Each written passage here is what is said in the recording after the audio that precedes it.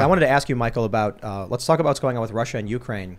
Obviously, you were born in Ukraine. Lviv. And Lviv, I guess now. Lviv, yeah. I'm just curious what your thoughts are. What's going on? You know, Russia said they were going to shut off. So here's the big news: Russia threatened to shut off gas to Europe unless they opened bank accounts that would hold their currency, U.S. dollars and euro, which would then do an exchange for rubles. And April 1st came, and Putin did nothing. Like a whiny little bitch. He failed to uphold his own threat against these nations. So I'm curious, you know, your thoughts on what's happening. I've been asked this more than anyone. This is probably the question I get asked a lot, and like people blowing up my phone. And I pride myself on trying to have an interesting perspective, or at least say something uninteresting in an interesting way. And I got nothing on Russia, Ukraine, for the very simple reason that I don't understand Putin's endgame. I don't understand how he thought this was going to end up. That I can tell you that anyone who just says he's stupid or he's crazy, that just means they don't know either. They're just using this kind of word to kind of do the work. Well, I just assumed you knew that the spear of destiny has been buried in Western the Holy Lance. So Vladimir Putin going for the spear of destiny. I raised like $5,000 for Ukrainian refugees. My dad was recently, he had business in Ukraine. He was on a train getting out of there, and he was seating next to some kid, and the kid kept crying, saying, "They're going to kill my dad. They're going to kill my dad." I heard this through my sister, and my dad, who I've never seen cry in my life, who was kind of, which is a big surprise, looking me, kind of an ass, and not a very nice person, just like myself. For him to lose it really says a lot, which is why I was comfortable raising all that money. What is not in dispute is that millions of people fled war, understandably. And my concerns are also with the Russian population, mind you. Like the fact that someone's living in Russia, now they can't use their phone or they can't use some bank account just seems crazy to me, unless we're not talking about the high up people. but look at what Russia is back on track. Well, and the rubles has restored its value. They turned McDonald's, they turned the M like sideways to make it a B, and now it's called like Uncle something. No, it isn't. Is it really? Yeah. Oh. They've repurposed. What Joe Biden has done is he severed the ties between Russia and the West. These restaurants still exist. Right. The Russian supply chain still exists. So Putin basically is like going to industry and saying, get what you can. That's why Putin threatened Europe. He said, you've got to open Russian bank accounts. It's forcing Western nations to open Russian banks, propping up their financial industry or their financial sector. As you and I mentioned a little before the show started, what they're doing is an enormous attack on the value of the dollar. Whether by design or otherwise. And if I'm a businessman and I see what happened with Canada with the trucker convoy, and I see what's happening with inflation here, and I see that my money is not going to be safe in U.S. or Western banks, I'm going to put my money elsewhere to make sure that money retains or increases in value. And that is a very dangerous, slippery slope we are going down, whether by design or otherwise. Well, you heard the BlackRock guy saying, put your seatbelts on, it's going to get real bad. Inflation. But I think we all knew, because one of the things that we all talked about in like early 2020, mid 2020 is you can't just shut down all industry and not have an economic like massive consequence. Like that's not a thing, or else every so often we could just be like school teachers, just not work for 3 months a year. So at some point those chickens are going to have to come home to roost. This is not in dispute. No one doubted that. So you've got to find places to put your dollars. What does the average person do? Right? I mean, if you're living paycheck to paycheck, it's going to be like Venezuela. Get your money and spend it immediately on whatever you can. I would honestly, this is going to sound like a joke, but I would put in crypto.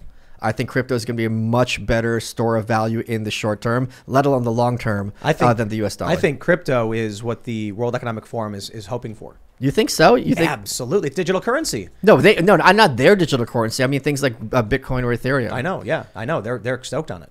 They're very excited for it. Bitcoin will be their gold, and they'll use Ethereum is on the Amazon Web Services, right? AWS. I don't know. Is Ethereum? Ethereum is basically a company, right?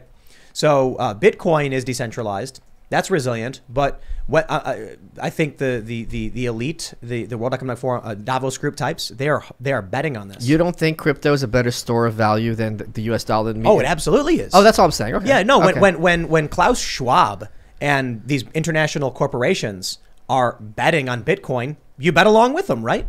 Yeah. Here's what people are doing to make money. They look where Nancy Pelosi is investing, and they invest right along with her. Yeah, because she's got an inside track, right? I told this before. I don't know if you know this, but I went to Davos in, I think it was 2017. I have friends who set up a peripheral event outside of the World Economic Forum at like the base of the mountain or whatever in Davos, the whole city becomes events, pop-ups and bars, and crypto was the theme. Everyone there was like, crypto is everything. So I bought a bunch of crypto, and I'm very happy that I did. I think these elites, they want digital currency. Bitcoin's trackable. They can see everything you're doing, you know, and so it's perfect for them. They can ban you. They can shut down your account. They can ban addresses. If I've got cash, I can pull out, you know, a $5 bill and hand it to Ian in exchange for a beanie or something. But if we're doing Bitcoin, my address can get blocked on the network if they control transactions. So the Bitcoin, let me clarify this. If they can get control of apps, if they can get control of financial institutions, there are companies that facilitate Bitcoin transactions. Sure. You'll always be able to have your like rudimentary decentralized service, and you can find an open source way to transfer Bitcoin. But for the average person, look, you can put stacks of cash under your mattress, or you can put it in Bank of America. You put it in Bank of America, the government can take your money from you. So that's what they want. It gives them substantially more control. You'll be less likely to be holding any kind of cash. You won't be. So no one right now, no average person is going to open up a Coinbase account and an open source third-party wallet because it's going to be too confusing for them, or they're not going to care. If they are into crypto, it's going to be because it was simplified by, say, Coinbase or Gemini or something. Sure. And the government can easily seize all that stuff. So it gives them more control. It's like we saw when they tried to do that thing where they were going to track all accounts that had $600 or more in transactions. Right. Yeah. This is the path forward for them. That being said, despite all that, yeah, I bought a bunch of crypto recently. But I also think that this is a huge market incentive to provide wallets that are as easy to use as Coinbase. Because once this becomes, like, for example, Apple a couple of years ago made it so that even Apple couldn't get into their own iPhones because then they were like, if we leave a backdoor for law enforcement, that's a backdoor for hackers too. It's got to be open source. Yeah, I agree with you. So the idea, but don't you think the Bitcoin people know this? Yes. They're the kings of open source stuff. Yeah, we were looking at crypto payment systems. MetaMask is not open source at the moment, which is a little disturbing. And that means any company can have the government go to them, issue a national security letter, then you're gone. And you wouldn't know. Like, that's the problem with when the source isn't open, you don't know what their code is doing. It could be feeding data to the FBI as we speak. Coinbase could be very well, and you wouldn't know. I'm sure they are. I would be surprised if they weren't. Of course they are. Bitcoin is still, you know, the bee's knees, right? Regardless of what bad people want to do with it, don't let that stop you from recognizing how powerful it is and how it can greatly, you know, help people. But also recognize the risks. Oh, at what point? At the present time. I'm not telling anybody to buy anything.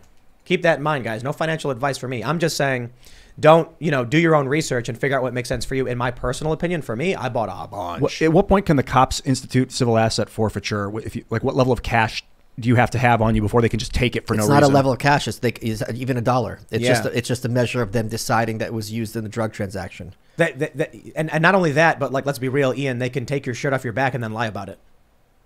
That's so brutal. But I mean, legally, they could take my money and be like, we thought he was planning on spending it on something illegal, so he took his money. Or he got this money because he sold drugs. You see that story about a woman, a dog sniffed her out. She had a bunch of money in a briefcase. She had like, what did she have? Like $100,000 or something.